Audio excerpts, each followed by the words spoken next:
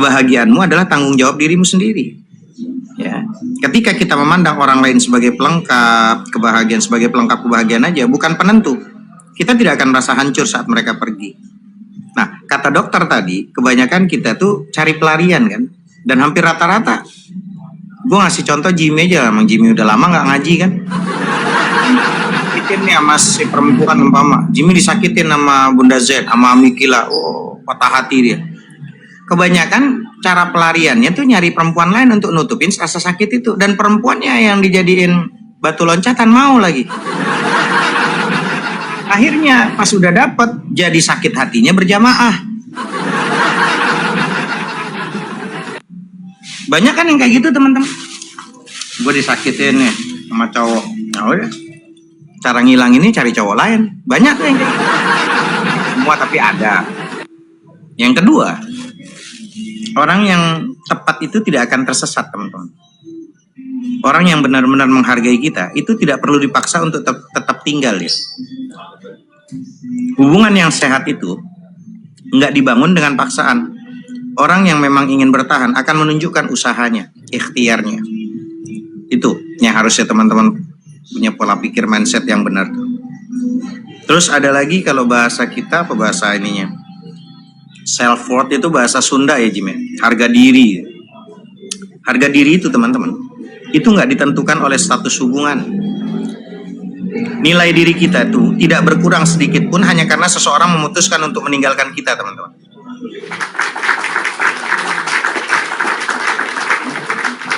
Beneran.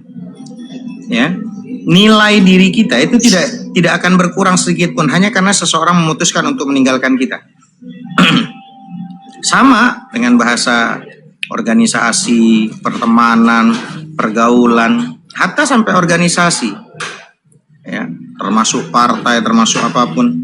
Umpama ada Islam, orang nggak mau beragama Islam, Islam nggak perlu kita yang perlu sama Islam. Sama ada orang pergi nih, gue nggak mau beragama, gue mau ateis ya.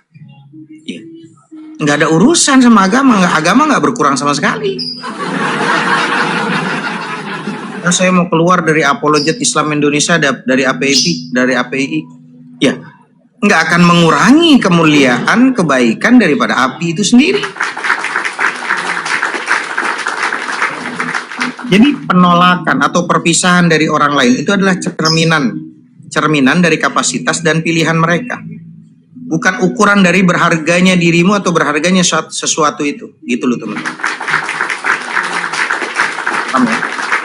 Keempat, ada menata pikiran tuh mindset kita yang keempat, lebih baik kehilangan orang lain daripada kehilangan diri sendiri loh teman-teman. Itu penting. Lebih baik kehilangan orang lain daripada kehilangan diri sendiri. Banyak orang tuh bertahan dalam hubungan yang toksik, yang beracun, karena takutnya kesepian, takutnya nggak ada yang nemenin, kan banyak tuh yang kayak gitu. Akhirnya apa? Mengorbankan prinsip. Banyak tuh yang kayak gitu. Terus mengorbankan kesehatan mental dan juga kebahagiaan mereka sendiri. Makanya pola pikir yang benar itu adalah menyadari bahwa dengan damai jauh lebih mewah daripada bersama orang yang salah.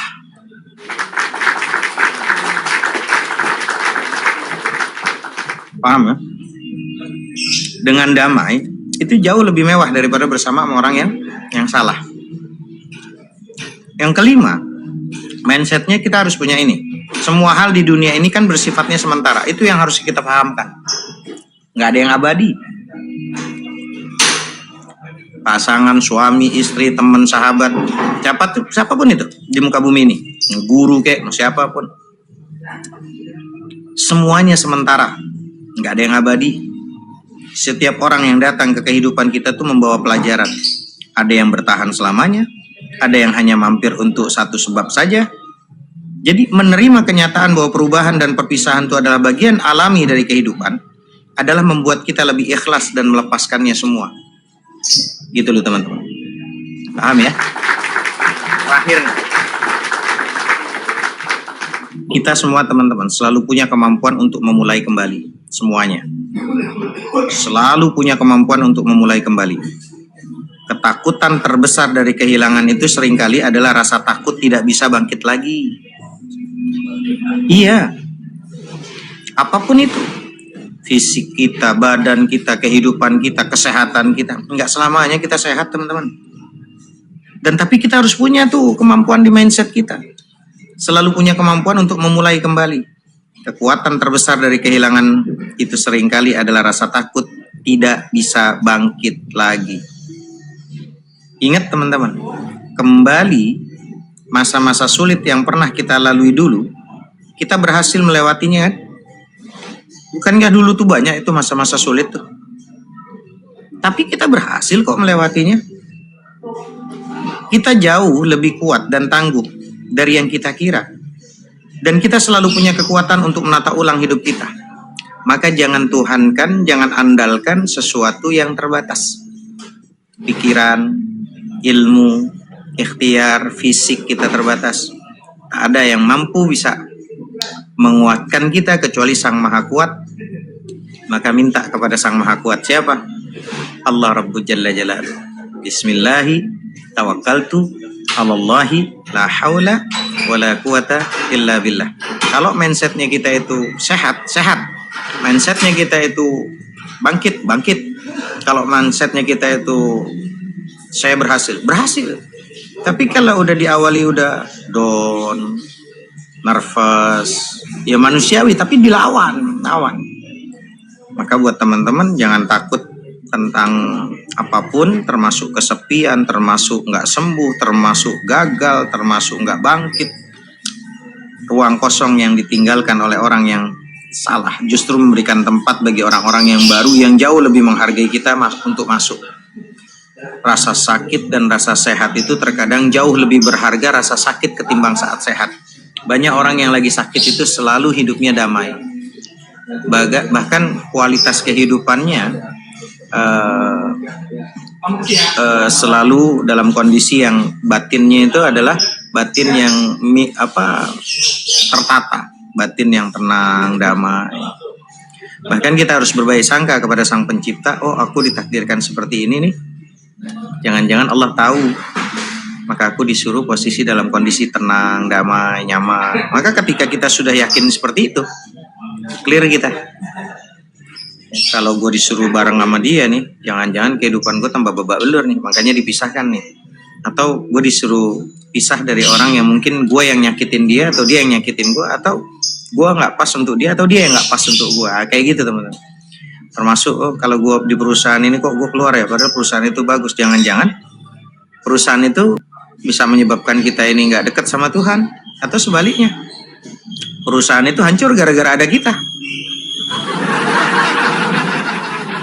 Ya kan? Begitu juga rasa sakit, sehat. Jangan-jangan Allah kasih gue sakit, saat gue sakit, hati batin gue lebih tenang ketimbang gue sehat. Makasih Allah. Makanya disitulah dikunci dengan kalimat la in syakartum la azidannakum wa la in kafartum inna adzabi lasyadid. Kalau kamu bersyukur, tambah. Ingkar, ya udah. Azab Allah sangat pedih. Yaitu Allah Ta'ala. Tuh, saya baru dapat DM nih, Ada yang nanya sama saya, Bang Hanafi, itu termasuk itu termasuk kalau punya istri yang merepet aja dan bikin ribet aja, jangan takut untuk keluar dan mencari yang baru, gitu ya Bang ya.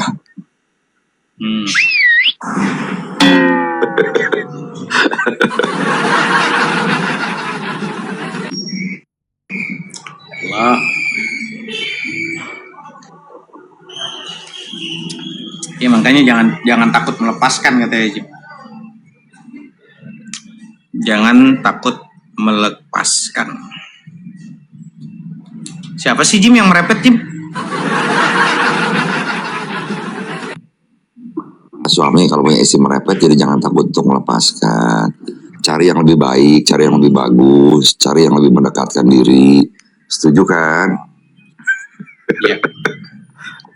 Iya. Dan saya lagi belajar ada ilmu gini, Jim. Gue lagi belajar ilmu gini nih, Jim. Ego itu kan mencari pembenaran, Jim, untuk menang, betul nggak sih? Nah, kalau ego pengen menang lah, Bang. Bentar, gue mundurin mobil, bentar.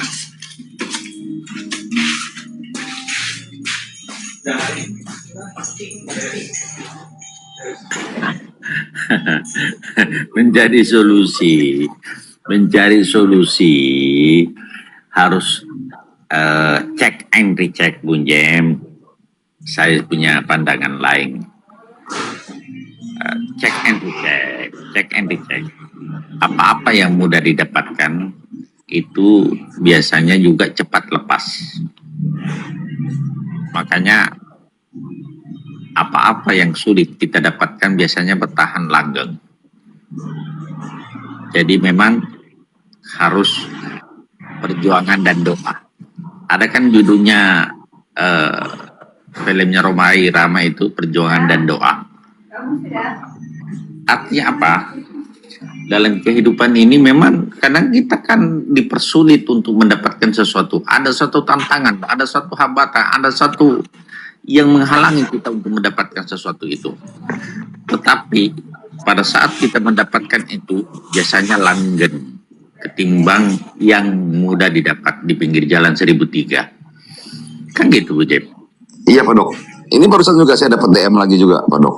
Bilangin sama dokter, kalau yang lama-lama itu, yang sengsara itu terakhirnya, kalau yang lama-lama itu dan bikin capek itu terakhirnya nikmatnya berlebih dibandingin yang biasa-biasa aja. Ini DM sama saya Pak Dok. Itulah curahan hati itu, Dok. Iya, curahan hati. Ini ada edukasi gini, teman-teman. Ustaz, ego itu kan mencari pembenaran untuk menang, toh. Tapi jiwa itu memilihnya dia tenang, hening, salam, damai, muslim, orang-orang yang memang berserah diri, tenang, untuk sadar. Makanya ego itu mencari pembenaran untuk menang. Tapi kalau jiwa itu memilih hening untuk sadar. Makanya kebenaran sejati itu, teman-teman, kebenaran sejati itu nggak pernah lahir dari riuhnya argumen. Kebenaran sejati tidak pernah lahir dari riuhnya argumen, melainkan dari kedalaman nurani yang berani merenungi diri sendiri.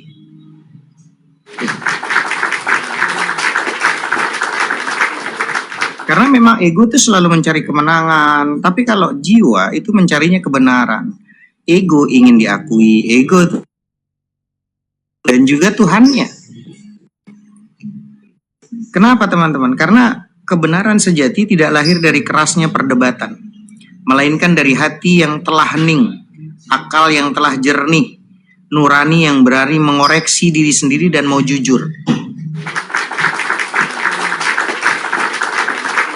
Makanya semakin dalam seseorang mengenal daripada satu hakikat, semakin sedikit dia merasa perlu membuktikan bahwa dirinya itu benar. Karena cahaya kebenaran nggak membutuhkan. Ego sibuk memenangkan kata, kan gitu, kata-kata, retorika, semuanya. Sedangkan jiwa sibuk menemukan maknanya. Orang yang bijaksana itu tidak mengejar kemenangan dalam perdebatan, tapi kemenangan atas dirinya sendiri. Beda ya teman-teman. Orang bijak itu tidak mengejar kemenangan dalam perdebatan, tapi dia kemenangan atas dirinya sendiri. Kenapa? Dia menganggap orang lain tuh dirinya. Saat orang lain oon, dia menganggap orang lain tuh dirinya pada saat dulu oon. Dia melihat orang lain tuh beleng-beleng. Dia yang dia lihat, orang lain tuh beleng. Itu bukan orang lain, tapi merasa dirinya yang beleng-beleng, yang ingin diselamatkan, yang ingin supaya dibenarkan. Jadi orang bijaksana nggak mengejar tuh yang namanya kemenangan dalam perdebatan, tapi kemenangan atas dirinya sendiri. Karena puncak ilmu bukanlah mampu membantah. Puncak ilmu tuh bukannya dia mampu membantah, tetapi mampu merendahkan hati di hadapan kebenaran.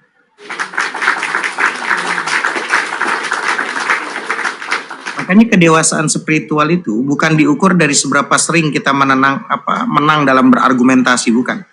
Melainkan dari seberapa dalam kita mampu mengenali diri, menundukkan ego kita sendiri, dan menerima kebenaran dengan hati yang lapang. Begitu teman-teman. Wallahu ta'ala alam bishawab.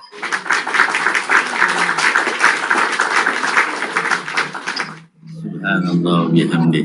Subhanallah wa bihamdih. Itulah prinsip hidup. Maka memang Ustaz apa yang dibilang Ustaz itu bahwa dunia ini, kita ini, manusia ini harus punya prinsip dalam hidup. Prinsip prinsip hidup itu harus kita miliki sehingga kita tidak mudah diombang-ambingkan oleh situasi dan keadaan. Ya, betul. Yang disampaikan Ustaz itu adalah prinsip. Itu Harus ada prinsip. Iya. Kalau prinsip itu kita sudah tanamkan dalam hati bahwa tidak harus kita menang, tidak harus kita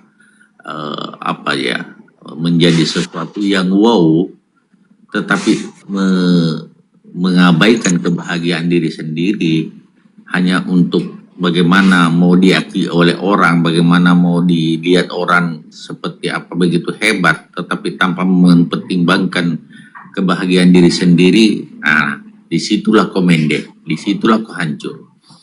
Makanya prinsip hidup ini sangat penting dalam kehidupan. Orang yang punya prinsip akan tetap tangguh walaupun ibarat karang di pinggir laut itu dihantam badai sebesar apapun tidak goyang. Kenapa tidak goyang? Karena punya prinsip dalam hidup.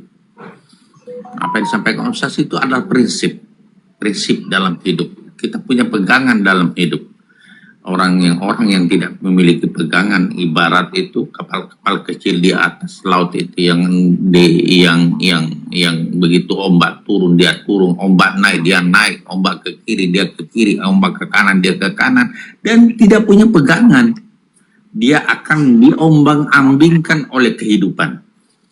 Tetapi orang-orang yang punya prinsip ibarat kapal selam, dihantam badai kiri kanan atas bawah, tetap tegar dalam prinsipnya, dan orang-orang mendapatkan kedamaian dalam dirinya, dan itu sulit dicari. Kalau itu sulit dicari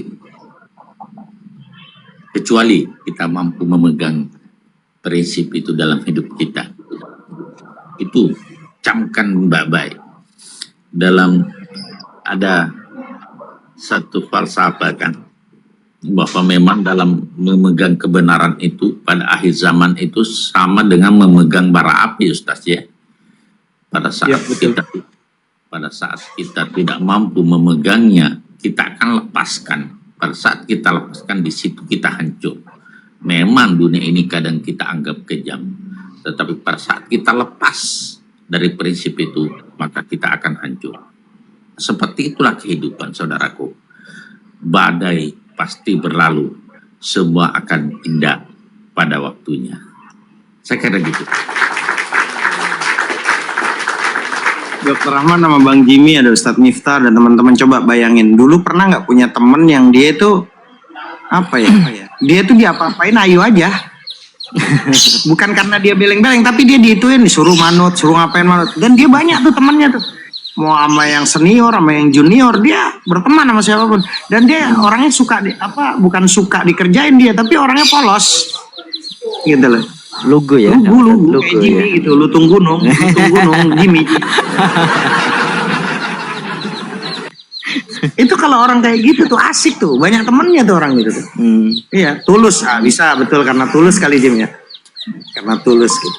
Jadi dia biar diapain, disakitin, dia ketawa aja, dan orang-orang pernah ngetawain dia. Tapi sampai sekarang di pondok itu orang yang kayak gitu malah jadi sukses, udah haji berkali-kali di pondok itu. Padahal dia orang yang di pondok itu ngaji, kadang suka dikerjain dulu, pokoknya habis deh dikerjain. Kalau disuruh apa, ayo aja dia. Walaupun emang kadang hatinya ngedumel, tapi jalan tetap. Dan itu teman-teman dikerjain sama teman-teman orang gitu. Dan ternyata orang yang kayak gitu tuh, kalau dia punya hajat, itu kiai semua teman-teman yang senior, junior pada datang semuanya.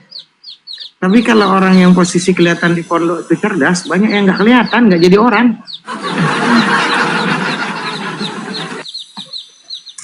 Iya. Mungkin kalau umpama Jimmy, gue gak ngerti deh dulu di sekolahannya itu gimana tuh Jim. Lu dulu Jim, lu pada saat itu lu bukan ngeselin teman-teman, lu ngeselin ibu guru sih lu Jim. Jadi kayak gitu lo hasilnya sekarang. Iya. Hari pertama masuk tuh, saya ingat ya waktu SMP, Ibu Tuti namanya, muda, dilempar sama itu Bang, sama apa namanya, sama penghapus. Kan dulu papan tulis, menghapus kayu, ingat nggak? Ngalamin nggak? Ya, Ya kan? Papan tulis keras banget menghapus ya. itu. Lumayan kan, keras kan, dilempar saya untuk nggak kena. Tapi terakhirnya malah jadi murid kesayangan, nggak tahu kenapa. Uji diri itu dialih.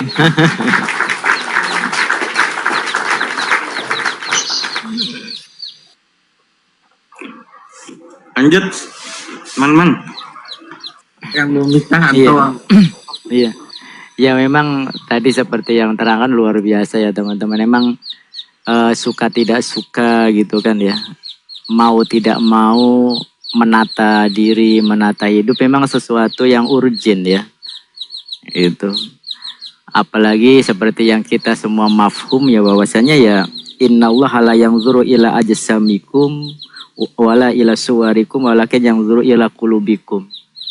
Jadi Allah tidak melihat fisik kita, style kita, gaya kita, bentuk kita gitu. Tetapi yang dinilai oleh Allah Subhanahu wa taala itu ya hati kita. Maka di antara daripada bagaimana kehidupan ini bisa tertata rapi, yaitu salah satunya bagaimana mendidik jiwa lahir dan batin itu secara rapi itu. Maka di antara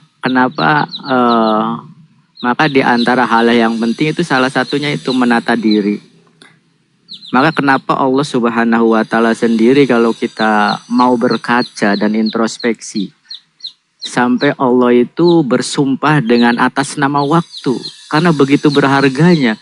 Nah, isi daripada Allah bersumpah atas nama waktu coba wal as demi masa innal insana lafi khusr. Bahwasanya manusia itu benar-benar dalam kerugian illal ladzina amanu wa amilus solihat wa tawassaw bil haqq wa tawassaw bisabr. Siapa sih orang-orang tersebut yang rugi, yang sia-sia dalam kesempatan di kehidupannya itu, yaitu orang-orang apa? Orang-orang yang tidak menggunakan waktunya dengan baik. Maka kata Allah kan illal ladzina amanu wa amilus solihah, kecuali orang-orang yang beriman, orang-orang yang berbuat baik dan saling nasihat menasihati dalam kebenaran dan juga kesabaran. Tentunya yang namanya nasihat yang pertama kali kan kita harus menasihati diri sendiri kan.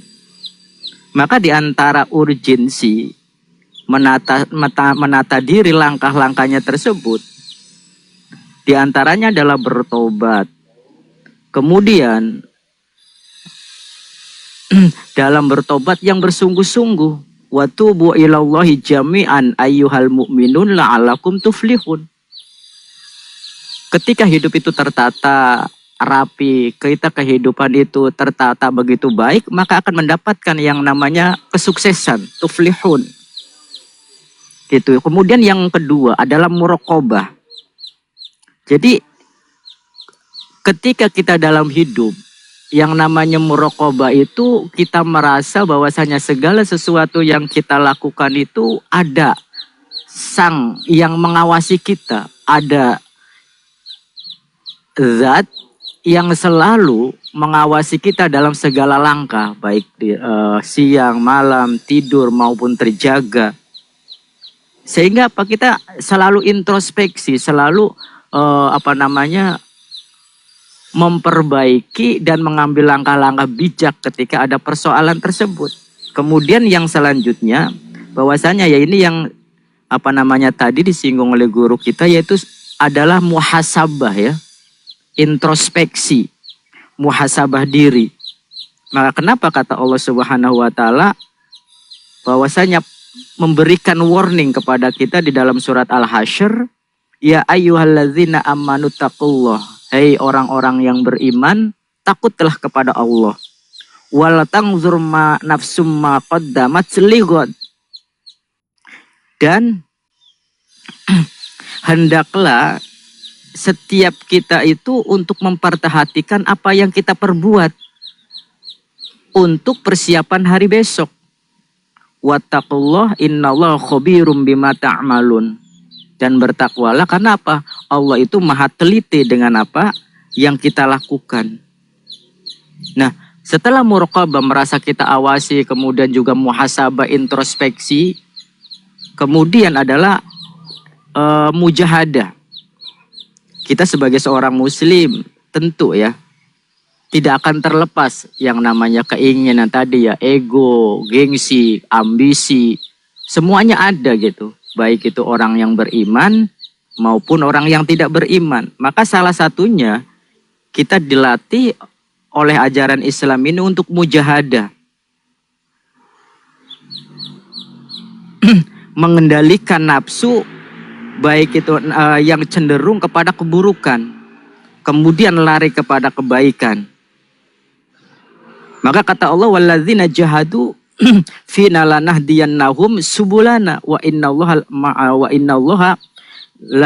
ma'al muhsinin wa innallaha ma'al muhsinin. Bahwasanya apa? Dan orang-orang yang berjihad untuk mencari keridhaan Allah itu benar-benar kami tunjukkan kepada mereka jalan-jalan kami. Dan sungguh Allah itu benar-benar beserta dengan orang-orang yang baik. Itulah kenapa kita penting ya. Karena kehidupan ini kan kita tidak tahu tadi. Allah sampai bersumpah dengan masa, kadang kita di atas, kadang juga kita di bawah. Gitu. Maka jangankan kita mengambil sikap, tidak mengambil sikap atau mengambil sikap, bahkan diamnya sendiri kita udah menjadi satu keputusan. Maka itulah urgensinya kita bagaimana menata diri tersebut. Itu saja sih, Kang Ustadz. Masya Allah. Ini mana? Kabur Jimmy. Mental Jim. Mentar Jimmy di mana ini? Tahu Jimmy. Ada lanjut dia bilang. Saya Lanjut. Jim. Ini Jim temen naik Jim. Bang Christian naik soalnya Jim. Naik Jim. Si Darel ini. Nah, Bang Christian. Darel. kadang Darel. kadang begini Ustaz, yang saya perjalanan hidup ini, kita kan bercita-cita untuk sesuatu yang besar, sementara potensi yang kita miliki ini belum mampu untuk posisi itu, belum mampu, Allah memandangnya belum mampu untuk posisi itu, maka Allah akan menempa kita, menempa dan menempa. Disinilah hikmahnya. Kadang kita melihat sesuatu itu selalu melihatnya dari sudut pandang negatif. Pada saat sebenarnya Allah mendewasakan kita untuk memantaskan kepada sesuatu yang besar itu. Kan gitu Ustaz. Sehingga ya kalau Anda mau menjadi sesuatu dan posisi Anda sekarang belum pantas untuk tempat itu yang Anda minta, maka Allah akan menempa Anda untuk memantaskan tempat itu cocok dengan Anda. Maka disinilah orang kadang tidak paham bahwa hambatan, masalah atau apapun bentuknya itu cara Allah untuk memantaskan Anda untuk duduk di tempat yang Anda minta itu, sehingga nanti pada saat Anda sudah duduk di tempat itu sudah tidak ada persoalan. Karena Anda sudah melewati berbagai goncangan, ujian, hambatan, dan sebagainya. Sehingga pada saat ada di tempat itu, sudah terjadi masalah lagi. Itu cara Allah untuk menempa kita. Makanya berbaik sangka saja kepada Allah Subhanahu Wa Taala. Ada hikmah di balik semua. Ustaz bilang tadi kan, banyak orang cerdas, tetapi tidak dalam konteks cerdas secara ekwi, tapi kecerdasan emosional dan spiritualnya tidak mampu untuk itu, maka dia akan berakhir dengan kegagalan. Tapi orang yang cerdas secara emosional dan spiritual, itulah orang-orang yang sukses. Kan seperti itu, Ustaz. Makanya, ya seperti itulah kehidupan, saudaraku. Jadi, mari kita mengambil hikmah dari setiap perjalanan hidup. sehingga itu menjadi satu nilai tambah, sehingga kita dimanapun kita berada, kita bisa beradaptasi dengan situasi dan apapun itu. Karena kita punya pelindung yang maha besar, Allah Subhanahu wa Ta'ala. Saya kira itu. Malam. Daril. Kristen. Daril. Mana lu? Mana? Mana lu lagi? Lagi di mana lu? Lagi di rumah. Mau santai. Bapak, rumah Bapak. Ya, baik. Enak kali hidupmu, Daril. Jangan sampai di rumah nanti datang kayak gua, nanti ada debt collector lagi nanti. Oh, enggak. Utang itu adalah dosa. Mulai udah ngegas aja lu mau debat. Demen kali kau Kristen debat kau. Iya. Jadi kalau doa Bapa kami itu sebenarnya itu hapuskanlah, hapuskanlah dosa kami seperti kami juga mengampuni orang yang berdosa kepada kami. Sebenarnya ada yang dibilang ini ya. Awalnya itu hapuskanlah hutang kami.